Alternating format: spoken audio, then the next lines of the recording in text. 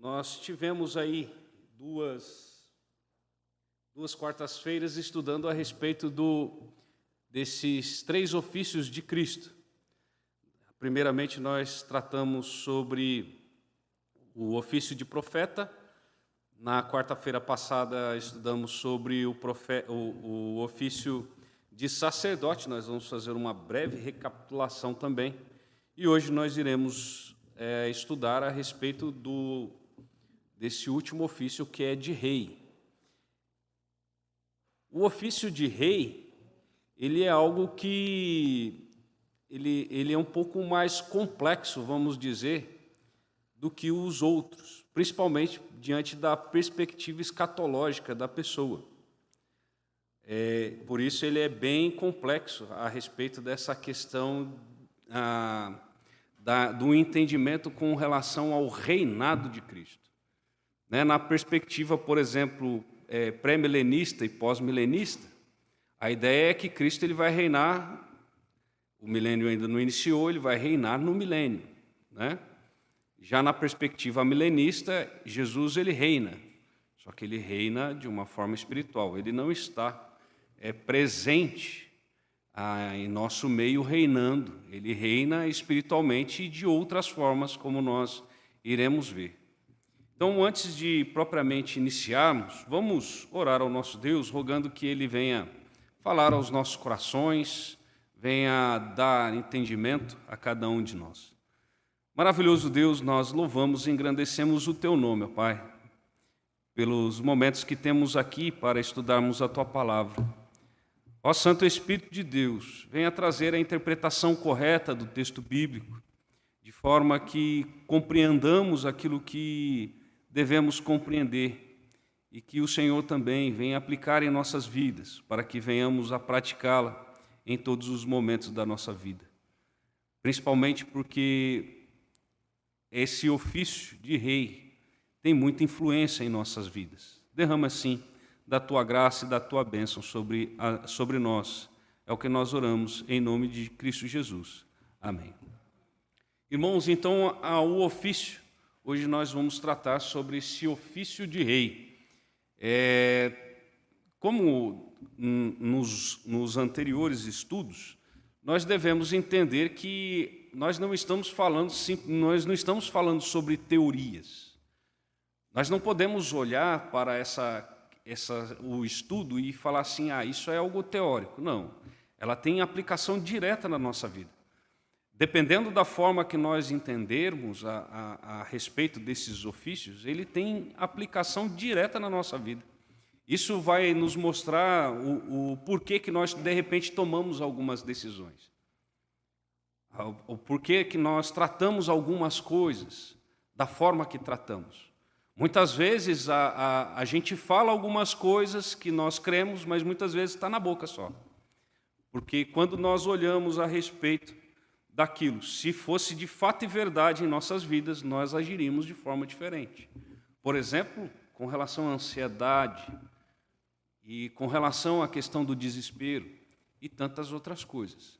Então, irmãos, quando nós tratamos sobre isso, principalmente essa parte de rei, como o ofício de rei, ela tem implicações diretas no nosso dia a dia.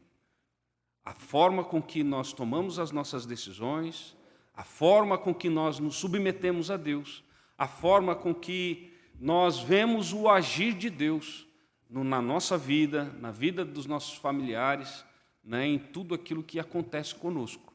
Então, é extremamente importante não simplesmente olharmos como algo teórico, mas principalmente como algo prático para nós.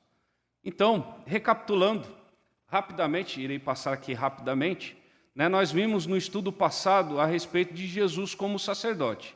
A principal função do sacerdote era, ao contrário do profeta, o sacerdote representa e conduz os homens a Deus, e por eles intercede junto ao Pai, diferentemente do profeta. O profeta é a voz de Deus para o homem. Então, ele usa o profeta para passar a vontade de Deus. Já o sacerdote faz o contrário. Ele recebe do homem e leva a Deus. Então, o sacerdote tem essa diferença com relação ao profeta. Ele exerce o seu ministério no santuário diante de Deus. Instrui o povo quanto à lei de Deus, fazendo-o conhecer a sua vontade e misericórdia. Ali já está falando a respeito da própria lei. Já o profeta ele traz algo novo, seja uma exortação, seja uma repreensão, seja sobre algo futuro. Já o sacerdote ele já tem mais a ideia de ensino, né? É ali ensinando o povo a respeito da lei de Deus, que já tinha sido instituído, por exemplo, ali em Moisés, né? Consulta a Deus sobre a sua vontade, por meio do Urim e Tumim, a favor dos filhos de Israel. Nós vimos, inclusive, a respeito dessa questão do Urim e do Tumim também, né? Cristo teve um sacerdócio diferente. O sacerdócio de Cristo é incomparavelmente superior ao de Arão. O sacerdócio de Cristo é da ordem de Melquisedeque. Cristo não só ministra no santuário celeste, mas ele mesmo foi o sacrifício, uma vez para sempre, obtendo assim a nossa eterna redenção. Só ele é o nosso intercessor ideal, santo, sublime e irrepreensível sob todos os aspectos. Quando fala o nosso intercessor ideal, não quer dizer que existe um outro intercessor que não seja tão ideal. A ideia, quando fala de intercessor ideal, é que está apontando para a questão da sua eficácia, da sua eficiência. Porque é somente ele que intercede. Não existe outro que intercede. Ele, como sacerdote, ele é o único. Não existe nenhum santo, não existe ninguém do passado que pode interceder junto ao Pai. É somente Cristo nesse seu ofício de sacerdote. E somente ele se assenta à destra do trono da majestade no céu e é advogado que intercede para sempre pelos crentes, né? Então é ele que está ali advogando a nossa causa junto ao Pai. Então, encerramos lá no estudo passado falando sobre a pergunta 44 do Catecismo Maior de Westminster, que a pergunta é o seguinte: como exerce Cristo as funções de sacerdote? Como nós somos confessionais, a Igreja Presbiteriana é confessional, isso aqui é o entendimento da Igreja. Resposta: Cristo exerce as funções de sacerdote, oferecendo-se a si mesmo uma vez em sacrifício sem mácula a Deus para ser a reconciliação pelos pecados do seu povo e fazendo contínua intercessão por eles. Então, isso é o que a Igreja Presbiteriana do Brasil confessa a respeito sobre a função de sacerdote, né? Como que Jesus exerce esta função de sacerdote. Joia. Tendo feito, então, essa breve recapitulação rápida, passemos, então, para o nosso estudo de hoje. O texto base do estudo de hoje está em Atos, capítulo de número 5. Atos, capítulo de número 5, dos versículos 27 até o 32. Atos 5, 27 a 32. Assim diz a palavra do Senhor. Trouxeram-nos apresentando-os ao Sinédrio, e o sumo sacerdote interrogou-os, dizendo: expressamente vos ordenamos que não ensinasseis nesse nome. Contudo, encheste Jerusalém da vossa doutrina, e quereis lançar sobre nós o sangue desse homem. Então Pedro e os demais apóstolos afirmaram: antes importa obedecer a Deus do que aos homens. O Deus de nossos pais ressuscitou a Jesus, a quem vós matastes, pendurando-o no madeiro. Deus, porém, com a sua destra, o exaltou a príncipe e salvador, a fim de conceder a Israel o arrependimento e a remissão de pecados. Ora, nós somos testemunhas destes fatos, e bem assim o Espírito Santo que Deus outorgou aos que lhe obedecem. Destaque aqui para o versículo de número 31. Ele está falando aqui a respeito, em resposta ao sumo sacerdote, os discípulos que estavam ali perante o Sinédrio.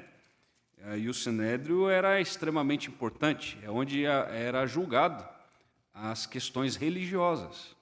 Então, as questões religiosas, se nós fôssemos trazer mais ou menos assim para a nossa época, era como que se estivesse lá no Supremo Concílio da nossa igreja lá decidindo algo, né? Fosse chamado lá perante a Comissão Executiva do Supremo Concílio para prestar contas a respeito. Então, era o tribunal maior da área religiosa, até porque a civil ela era romana, né? A civil era romana, eles não poderiam decidir sobre questões civis, mas sobre religiosa era o sinédrio, inclusive o sumo sacerdote, aquele que era o mais importante, né, na esfera entre os sacerdotes, na esfera religiosa ali de Israel. Então, eles estavam lá, os discípulos, e os discípulos eles responderam a respeito desse questionamento.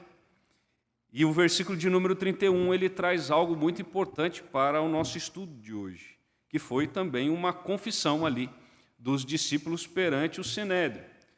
Ele vai falar aqui no 31, Deus, porém, com a sua destra, o exaltou príncipe. Príncipe, no sentido de governo, no sentido de ter o trono, no sentido de estar reinando. Deus o exaltou e colocou no trono. Né? Exaltou a príncipe e salvador. E aqui ele vai falar um pouco mais a respeito dessa obra de Cristo, a fim de conceder a Israel o arrependimento e a remissão de pecados. Então, aqui nós temos, voltando aqui rapidinho, nós temos aqui o nosso rei Davi. Isso daí, tudo bem que ninguém tirou uma foto da época, então a gente pode considerar como uma representação, né? Talvez Davi poderia ser mais bonito, talvez mais feio, mais baixo, né? Talvez mais fortinho, não sei. Mas é uma representação de Davi, não há uma foto de Davi. Na época nem tirava foto, né? Agora, vamos lembrar um pouquinho a respeito de alguns aspectos aí, do reinado de Davi, por exemplo. O que os irmãos lembram a respeito do reinado, por exemplo, de Davi? O que os irmãos lembram aí a respeito do reinado dele? Oi? O Reino Unido, certo, eram as 12 tribos. Tudo bem que um tempinho ele ficou lá só em Hebrom, né, que era reinando sobre Judá, e aí depois ele passou a reinar sobre todos, 3 anos, né, reinando em Judá. E depois ele passa a reinar sobre todo Israel. Sim. Então, enfrentou muitas guerras, né, no seu reinado. Estou aqui repetindo para as pessoas lá ouvirem também, né? E muitas guerras, né, para defender o seu reinado. Isso. Mas alguém lembra de alguma coisa assim, Dudu?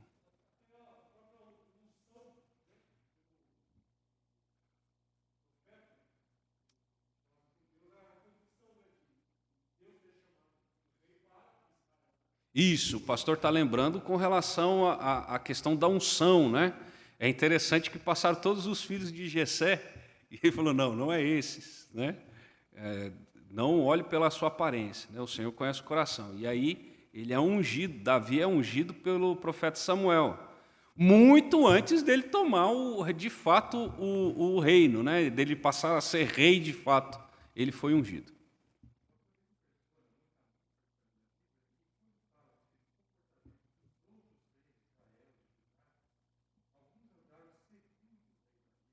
Isso. Ele se tornou um modelo, né? O Ari está lembrando que sempre normalmente fala comandou Davi, né? Era um bom rei como era Davi. Sempre lembra mesmo. Ele se torna uma referência com relação a dizer se um rei é bom ou não. É muito bom, isso mesmo. Juiz, você vê ele tomando decisões, né? É interessante que depois do pecado com Batseba, Natan vai contar a historinha para ele e fala assim, não, tem que matar esse cidadão aí. Ele fala, mas é o senhor mesmo. Né? Interessante isso. questão quem julgava lá também era o rei. As coisas mais difíceis chegavam ao rei, né?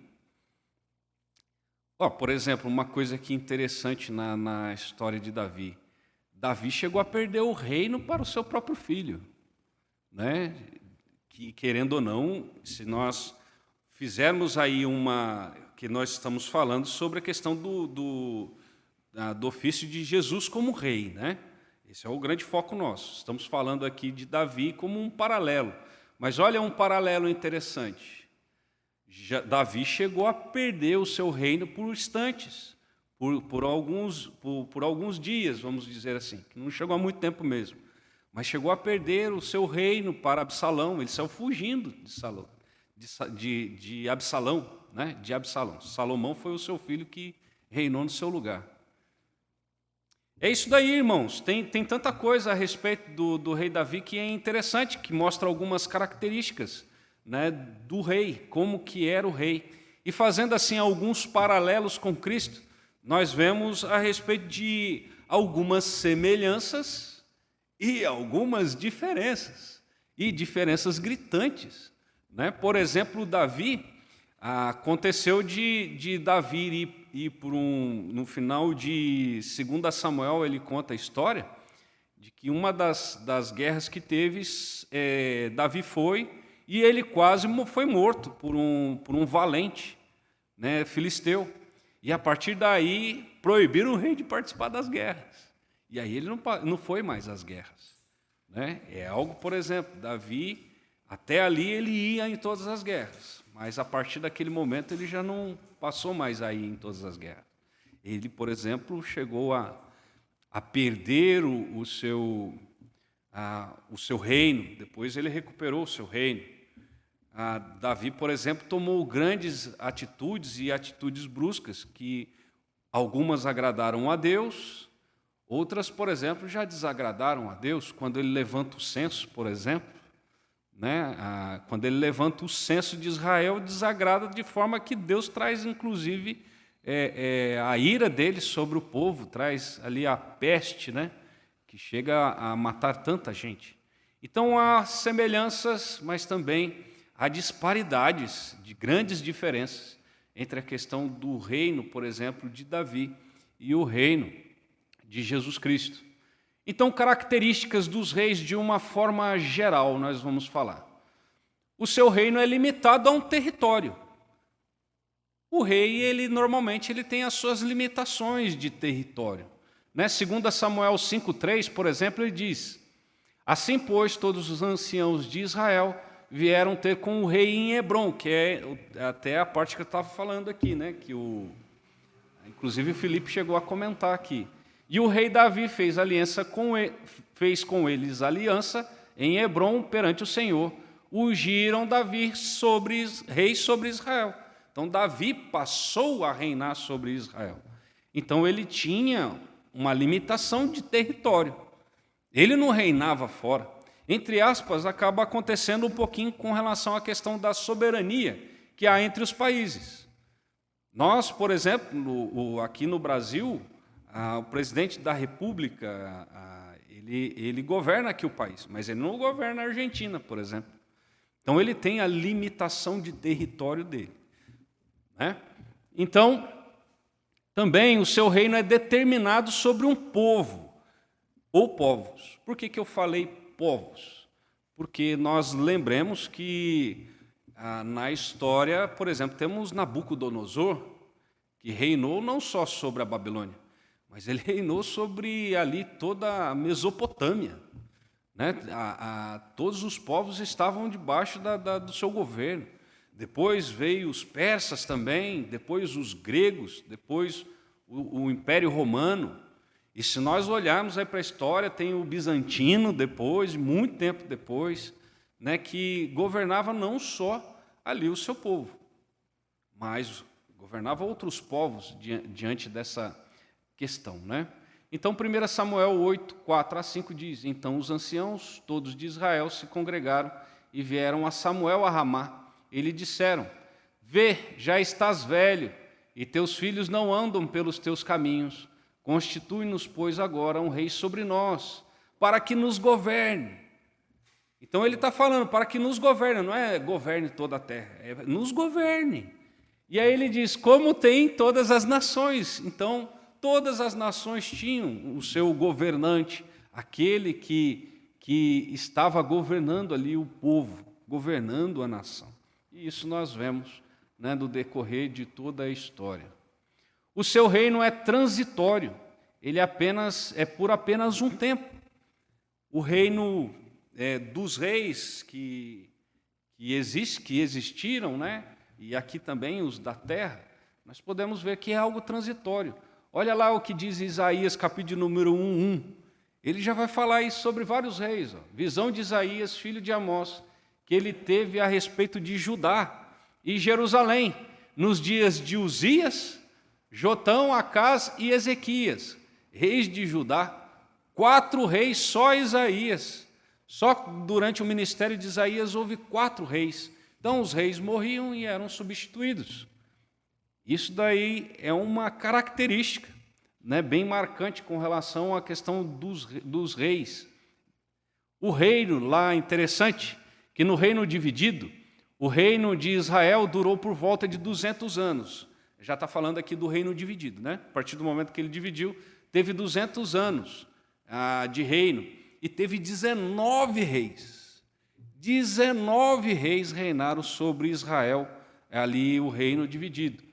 E o reino de Judá ele durou em torno de 400 anos, começando lá em Davi, né? E teve 19 reis da linhagem de Davi. 400 anos que está considerando é a partir de Davi. Só que os 19 é a partir ali da divisão, que é com Roboão, né? Então, se considerar ali antes da divisão, aí você tem vários. Você tem, por exemplo, Saul, você tem o filho de Saul também. Aí você vai ter o Salomão, não está considerando aí dentro dos 19 reis, né? Mas a partir do momento que dividiu, 19 reis também. É interessante. Apesar do dobro de tempo, a mesma quantidade de reis. Isso é algo que também é interessante, até porque mostra para nós o quanto é transitório. Né? Em 200 anos, 20 reis quase um rei a cada 10 anos. Pouquinho mais de 10 anos, um rei, em média. Né? Já lá no reino de Judá já é diferente. Quase um rei a cada 20, pouquinho mais de 20 anos. Agora, algo que é interessante também, que nós, como crentes, entendemos que o reino, o seu reino, o reino dos reis humanos, né? O seu reino provém de Deus. É algo que talvez os anteriores fosse algo tão óbvio para qualquer um, né? Até o descrente talvez fosse, não, tudo bem, isso aí eu concordo plenamente. Agora aqui, talvez ele já comece a ficar com o pé atrás. Mas nós, como crentes, nós entendemos que todo reino, todo rei, toda autoridade, ela é constituída por Deus. Né? Romanos 13:1. Todo homem esteja sujeito às autoridades superiores, porque não há autoridade que não proceda de Deus, e as autoridades que existem foram por ele instituídas. Então, talvez o povo normal que não conheça a palavra do Senhor entende, quem instituiu o rei foi meu voto, ou quem instituiu o rei foi a questão militar aí que acabou tornando uma tirania, né? Um grande tirano que tomou à força o poder. Aí ele mesmo se instituiu rei. Mas nós entendemos que, através das Escrituras, que quem institui as autoridades e quem que realmente coloca aquelas autoridades no lugar onde elas estão, na verdade é tudo Deus, tudo Deus. A gente, por exemplo, nesses dias, nós estamos até em alertas em relação à questão de oração por causa do Afeganistão. A autoridade hoje no Afeganistão são os talibãs. Mas quem que instituiu os talibãs? Foram eles mesmos? Na verdade, toda a autoridade é instituída por Deus. E é interessante que quando Paulo ele escreve isso aos romanos, quem era o imperador lá era Domiciano, o que iniciou a questão da perseguição à igreja. Ele escrevendo para os crentes que estavam em Roma e Domiciano lá em Roma, o imperador que iniciou a perseguição estatal da igreja. Sim, reverendo? Isso mesmo. Deus chamou, o reverendo está lembrando aqui que Deus chamou Nabucodonosor de meu servo, né? Assim como Dario também, né? Assim como Dario, que iria ser o libertador de Israel. Na verdade, se pararmos para entender, não foi Dario que libertou, foi Deus usando Dario para libertar o povo de Israel, né? Então é isso mesmo, toda autoridade ela é instituída. O diabo não institui ninguém, irmãos. Tu falam assim, rapaz, tal autoridade é tão ruim porque deve ter sido o diabo que instituiu. Não, não. Talvez Deus, dentro da sua sabedoria, do seu poder, do seu governo sobre todas as coisas, pode colocar, por exemplo, uma autoridade ruim como juízo dele. Muitas vezes para a disciplina também da própria igreja. Pode também servir como algo para testar a fé da própria igreja. Olhamos, por exemplo, sobre essa questão a gente estava falando sobre o Afeganistão. Tem crente lá no Afeganistão. Tem igreja de Cristo lá no Afeganistão. Agora, será que olharmos assim, não, Deus está castigando aqueles crentes que estão lá? Não, pode estar provando-os. Pode ser que esteja provando-os.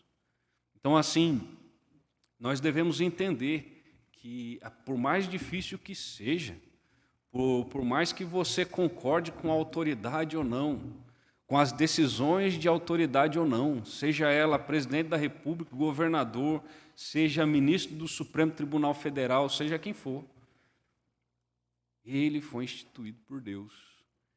E assim o que cabe nós, se de repente discordarmos dele, nós intensificarmos as nossas orações para que Deus ele trate aquele coração, em vez de nós sairmos de repente falando mal deles.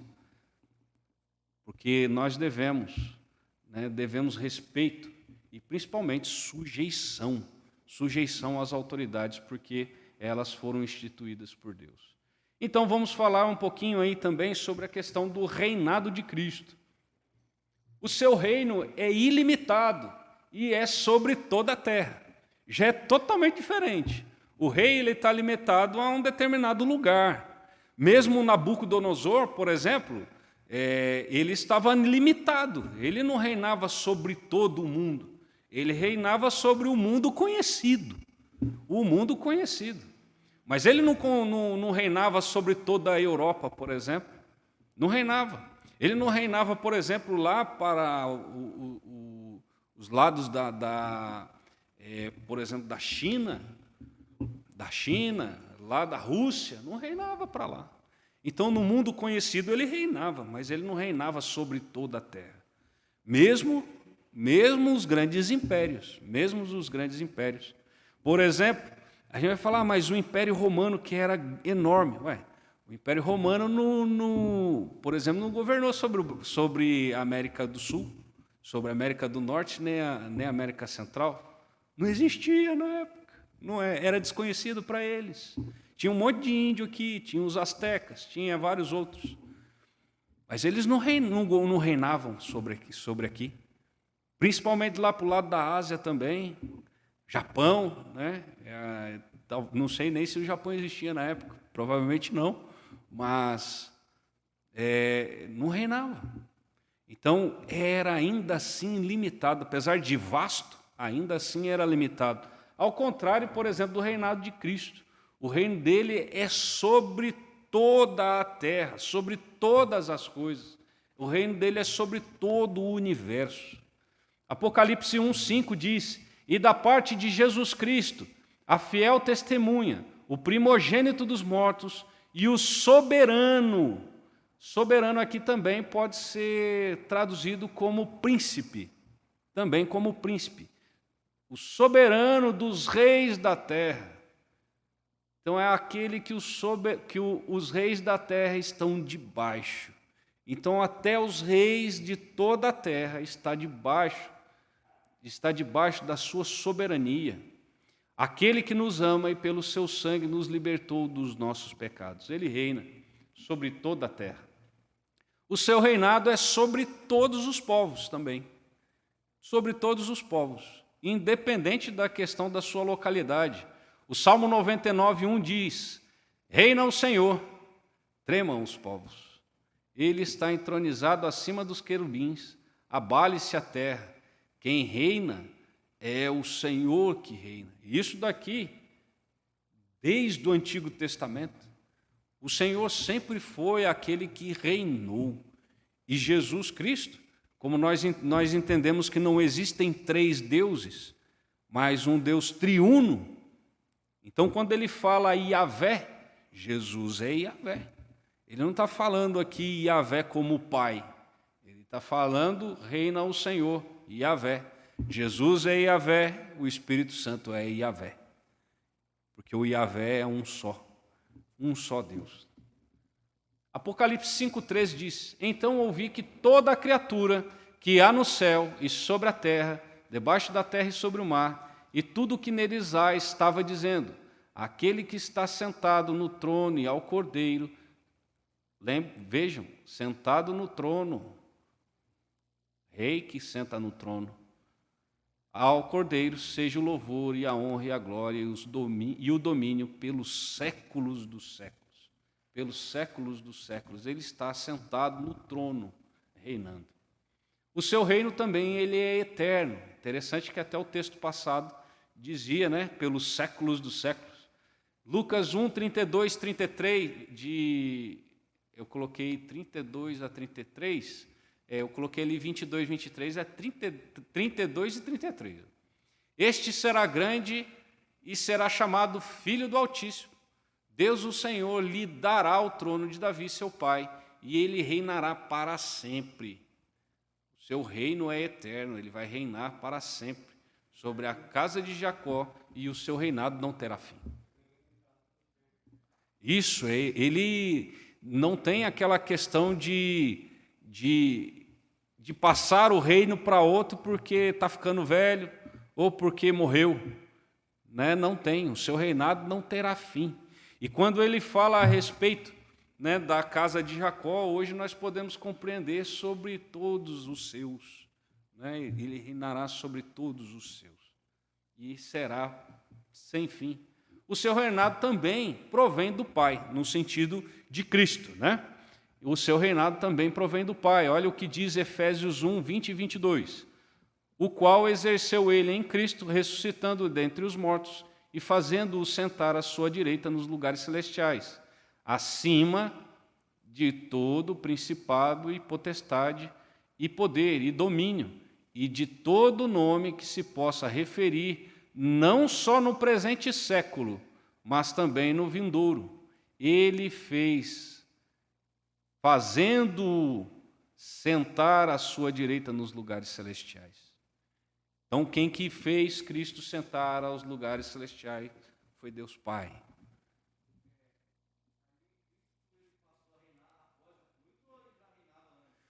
Então, como se nós pararmos para olhar, Cristo antes da cruz era Deus Filho, né? Jesus Cristo encarnado, ele entra na nossa história. Né? Por exemplo, a segunda pessoa da Trindade, Deus Filho, ele é eterno. Então, ele já reinava antes mesmo de todas as coisas existirem, já reinava. Né? Então, assim, quando você olha no sentido de Deus Filho, já reinava sim. Agora, Cristo, quando ele veio, ele também já reinava. O reino não passou a ele somente na sua morte e ressurreição. Né? Tanto que ele, na própria pregação dele, ele fala, é chegado o reino dos céus. Né? É chegado o reino dos céus. É interessante que João Batista pregou, está chegando o reino, e agora é chegado o reino dos céus. Né? Então, ali, Jesus, ele passa, o próprio Pai fazendo-o sentar à direita, né? Assentando ali à direita, no trono, no céu. É bem complexo de pararmos para pensar sobre isso, até porque nós não cremos em 3 deuses, nós cremos num Deus só, né? Que é um Deus triuno. E aí você falar assim, mas sentou ao lado direito do Pai, né? Parece que são 2, mas na verdade é um só. Então é bem complexo e até suprarracional algumas coisas, né, que a Bíblia ela nos mostra, né? Mas aqui ele fala, fazendo sentar à direita nos lugares celestiais, falando a respeito de Deus Pai, né?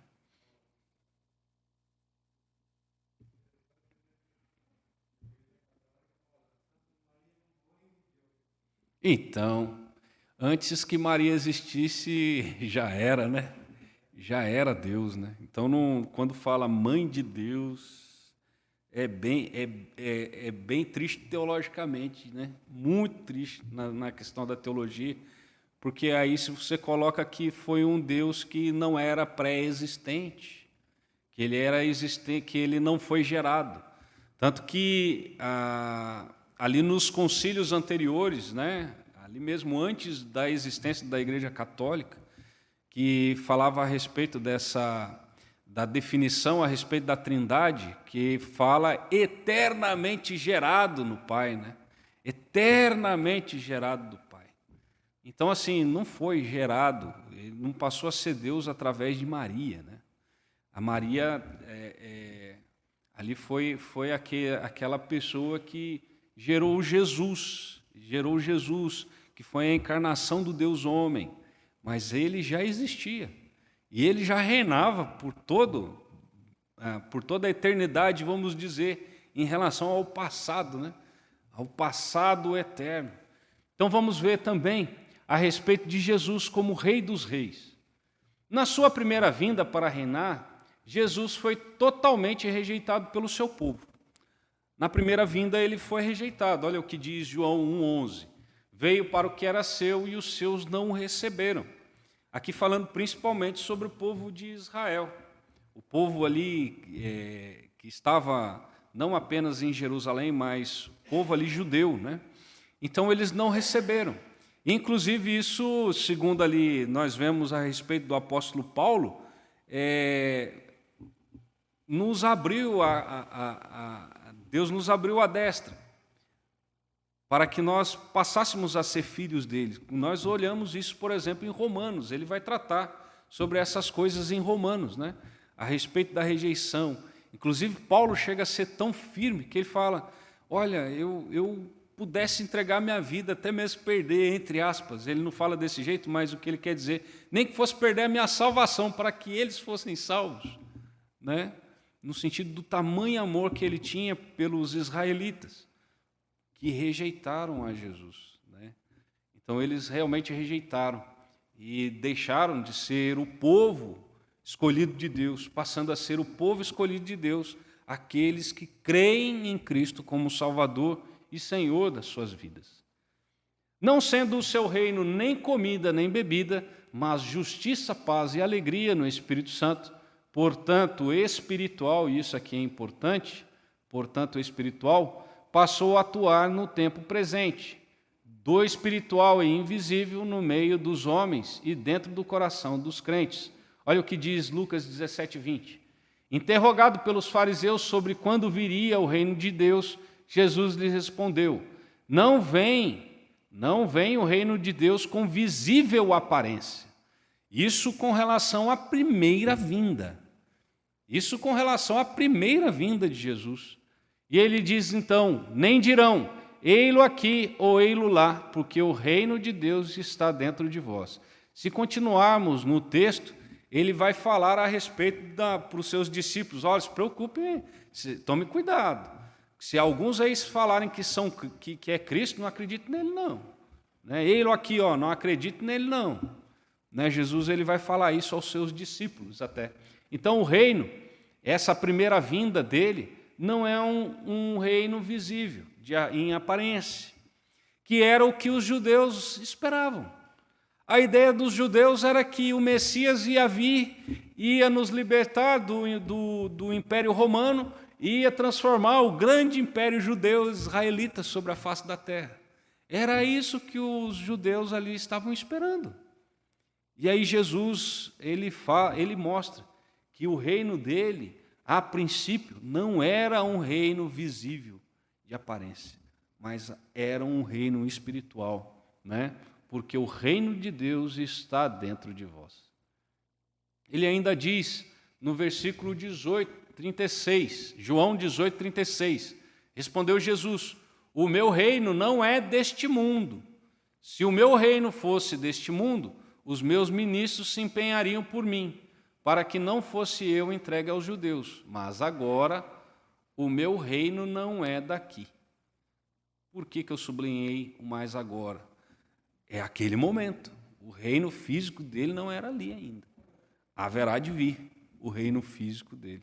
Mas ali está o reino espiritual. Ele veio e trouxe o reino espiritual.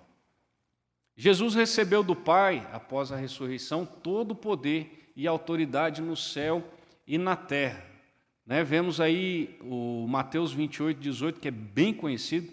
Ele diz: Jesus, aproximando, falou-lhes, dizendo: toda a autoridade me foi dada no céu e na terra.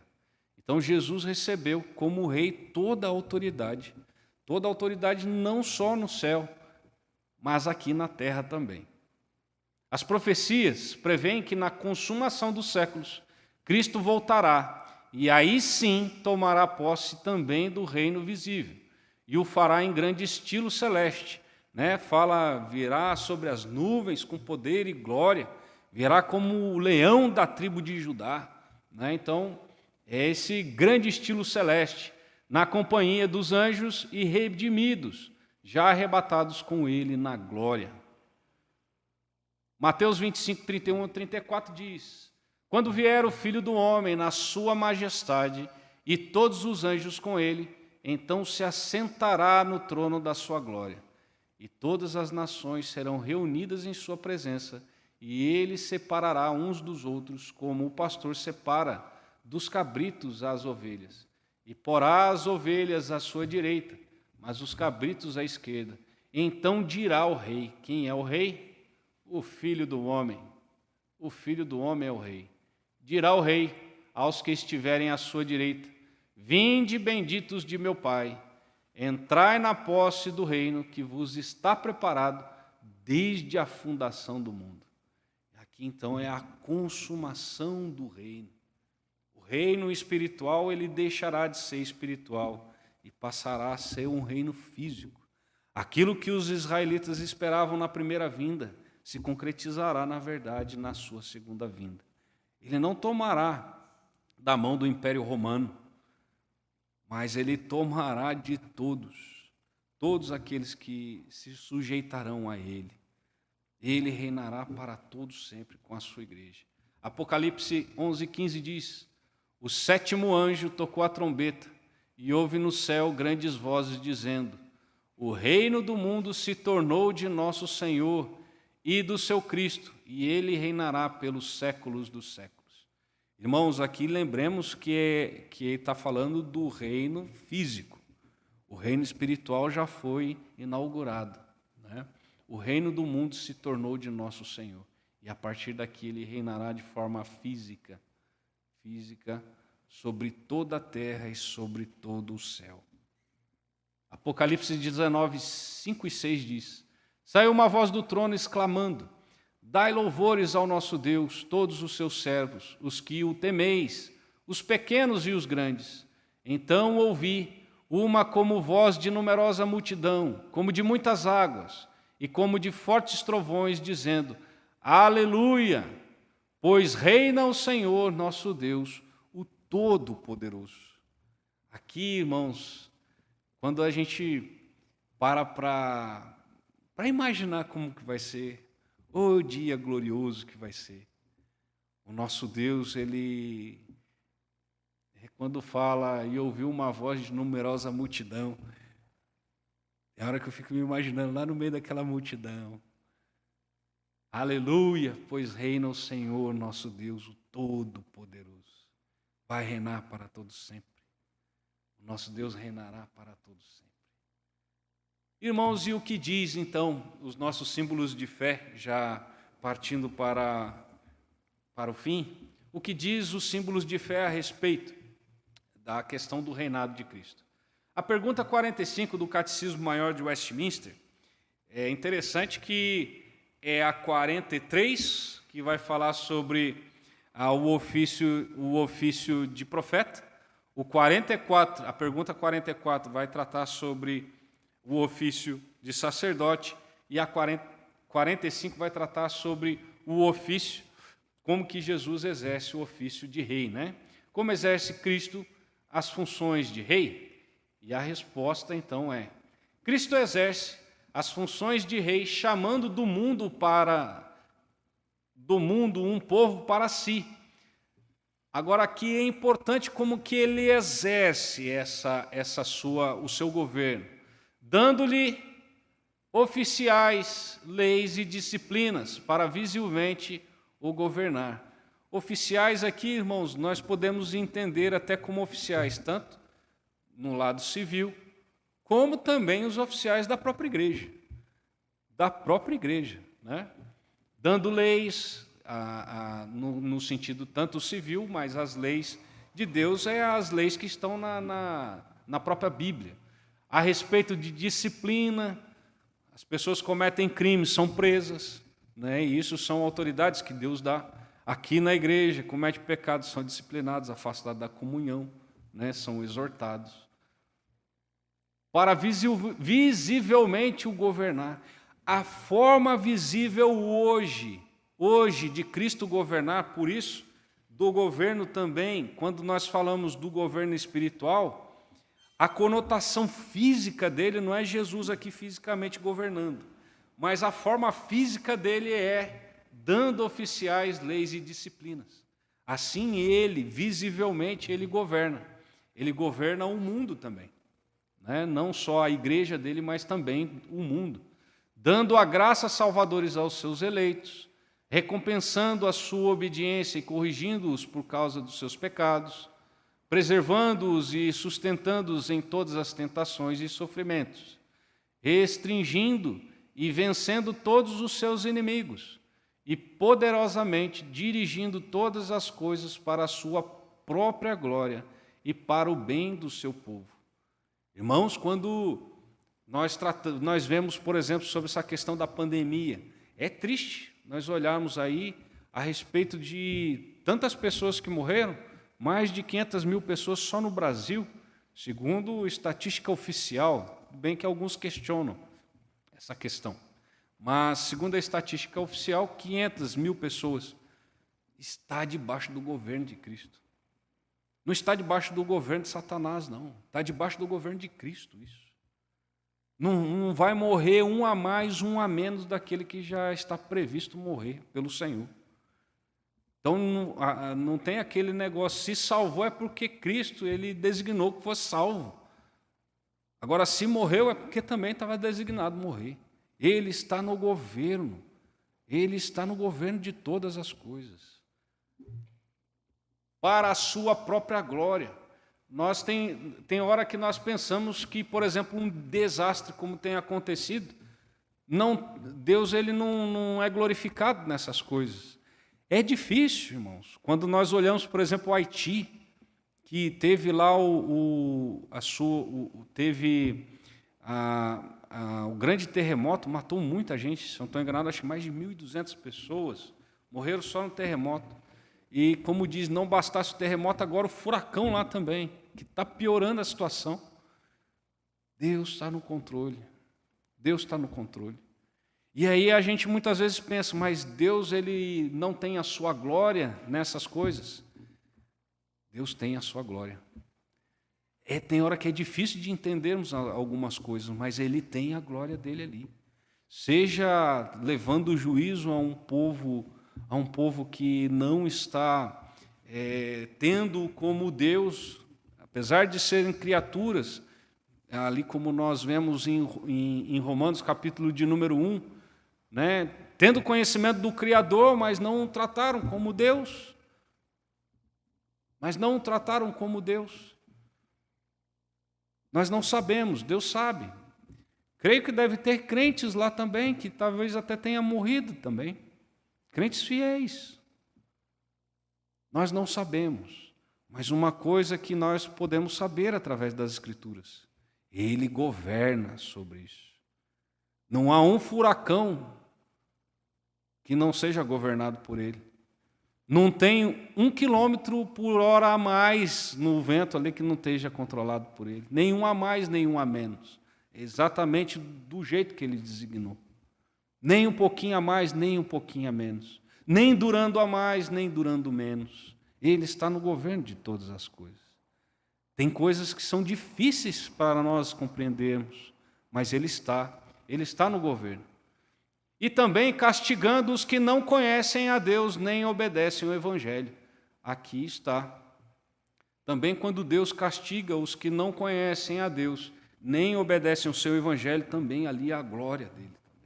Também há a glória dele ali também. No seu próprio juízo também, há a sua própria glória. Ele faz isso para a própria glória dele. Ele castiga, ele disciplina para a sua própria glória. Deus, ele não é de passar a mão na cabeça de ninguém.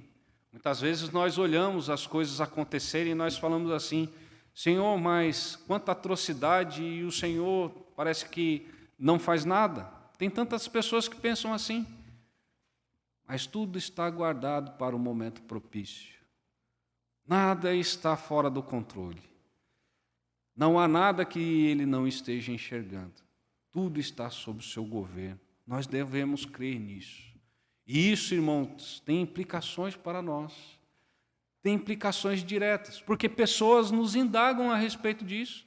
Olha, eu lembro na minha adolescência, um amigo meu da escola falou assim: se Deus ele existisse, rapaz, não ia ter tanta fome no mundo, não ia ter tanta morte, por exemplo, pessoas morrendo de fome lá na África.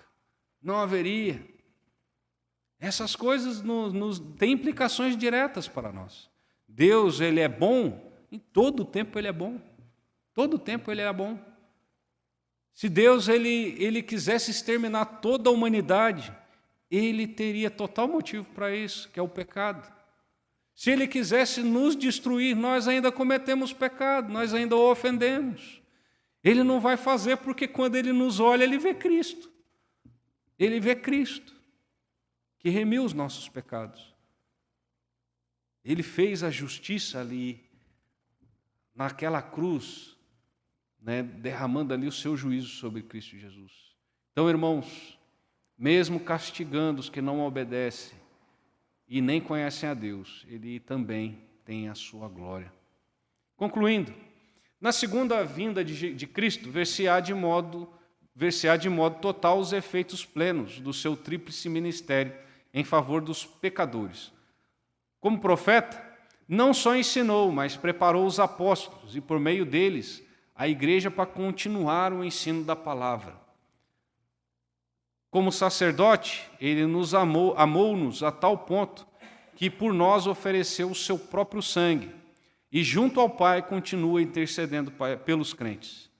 Como rei, embora possuindo todo o poder no céu e na terra, no momento se limita a reger um reino espiritual invisível. Mas na consumação dos séculos, regerá visivelmente toda a criação. Quando fala que ele se limita a reger um reino espiritual e invisível, é no sentido dele mesmo, ele como pessoa ali. Porque nós vemos que indiretamente ele reina, né? Colocando oficiais e a disciplina e leis, e dessa forma também ele governa, né? De forma visível, vamos dizer. E como aplicação, irmãos, 3 aplicações rápidas aqui para nós pensarmos. E por isso que há também implicações diretas na nossa vida. Quem está no governo de minha vida? Perguntas que nós devemos fazer. E reflete, principalmente sobre essa questão do ofício. Quem que está governando a sua vida? Você mesmo? Parente seu que está governando? Ou é você mesmo que está governando, ou é Cristo que governa a sua vida? Quem está como rei de sua vida? Quem que está lá sentado no trono da sua vida? Quem é? É seus bens? É seu emprego? É um parente seu?